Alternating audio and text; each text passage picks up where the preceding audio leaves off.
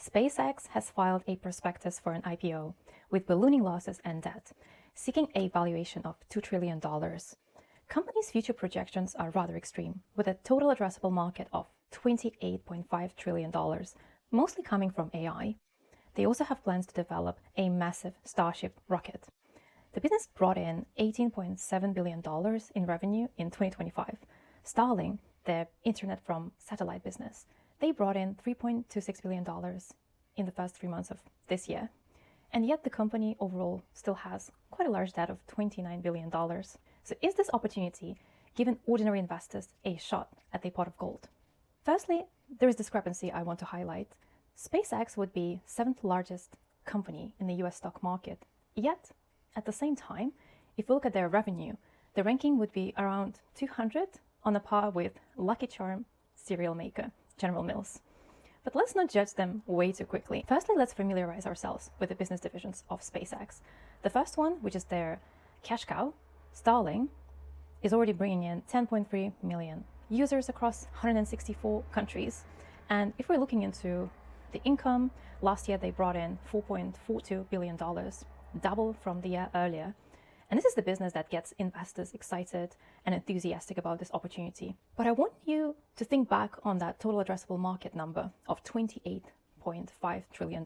When we're looking into the breakdown, Starlink only accounts for $1.6 trillion, and that is around 5% of that total revenue ceiling that the company is aiming to target. Think about that discrepancy, because if this is the cash cow and the star of the show, their total piece of that success in the future is quite minuscule.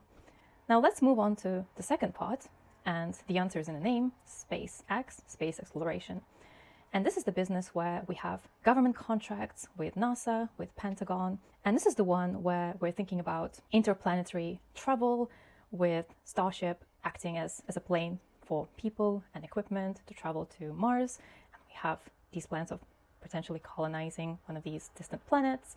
And this is all exciting because this whole idea of exploring the space and doing something revolutionary is something that probably the company is known for. But thinking about the total addressable market again, it only accounts for $370 billion, which is a rather small number.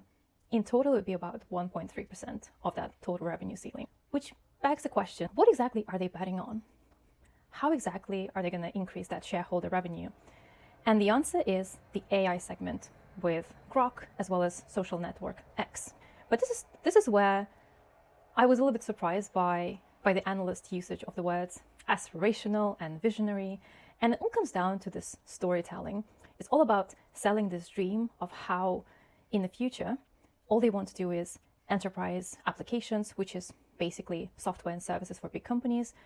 But then let's think back. Isn't this market already very well served? We already have companies like Microsoft, Salesforce, SAP, Oracle, and they're already serving that market so well. And yet, when it comes to the TAM, or total addressable market, they're not really giving you the strategies or the timeline as to how they're going to achieve that. And that's something to keep an eye on as well when you're thinking about this opportunity. And then we also have another aspect to consider. We have two other players, which is the Anthropic and OpenAI, also seeking to launch their IPOs this year. And we only have about 6-7 months left. And in total, these companies are seeking to raise $200 billion. And you have to ask yourself, this is not some magical cash that's just gonna pop out of nowhere. This is something that a lot of us will be paying for, especially for those of you that are holding ETFs, for example, QQQ. And you should really think about the mechanics of this, because what tends to happen is that NASDAQ 100, they introduced a rule that SpaceX will basically be included in that index, and fund managers would be forced to buy SpaceX at any price. And given the hype of looking around how much coverage they're getting, there's 23 banks participating in this IPO. There's a lot of press and coverage, and most likely the price will be driven really high. So ETF and that tracker, especially the popular ones, would be forced to buy them automatically. And yet at the same time, selling out of those blue chip companies like Nvidia and Microsoft. And this is something a little bit of a trade-off. Are you looking for something that is stable and already generating cash flow, making profits? Or are you betting on something that sounds like a Disney film, and yet there is really no credible strategy here in the sense that they're not really providing you with the steps as to how exactly they're going to tap into that market.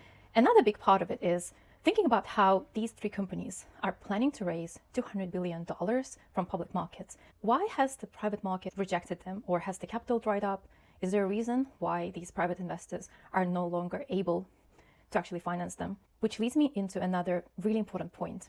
Typically for an IPO, when it comes to retail investors, the company aims for about 5% those shares to go to retail investors. In case of SpaceX, that's an interesting factor because they're aiming for 30%, which basically means that normal, ordinary shareholders will be the exit liquidity and they will be providing the financing for this venture, which already looks a little questionable in the sense that of how they're going to achieve that. What's really also fascinating about this whole idea is that Elon Musk made it compulsory for the banks, and I already mentioned there are 23 banks out there. So there is Goldman leading it, Morgan Stanley, Bank of America, we have Citi, JP Morgan as the top 5 ones. Thinking about how all of these professional services companies, including lawyers, they must subscribe to Grok. Perhaps that's one of their cheeky ways of tapping into those $28.5 trillion. Only time will tell. The other part of the equation that I really wanted to highlight is Elon's pay. At the moment, he controls 85.1% of total shares and total voting power. And I'm talking about specifically dual class shares. And think about this. The entire power, the decision making lies on one man's shoulders. So he could pivot at any point. It's very difficult to fire him. It's very difficult to vote against his decisions. And that's something to consider because thinking about it from a macro perspective, he's got an amazing track record. And of course, we've seen what he's done with Tesla, and the share price has increased 3,000% in the last decade. Yet equally, I really want you to think about what Elon has said in the past. He did claim that Tesla at some point would reach $100 trillion. And as we know, in 2026, so far, we're really far behind that dream. So if you're up for participating in this IPO, here is the timeline. So they issue this prospectus on May 20th. There will be another 15 days where the company has some time to talk to investors and potentially pitch their shares.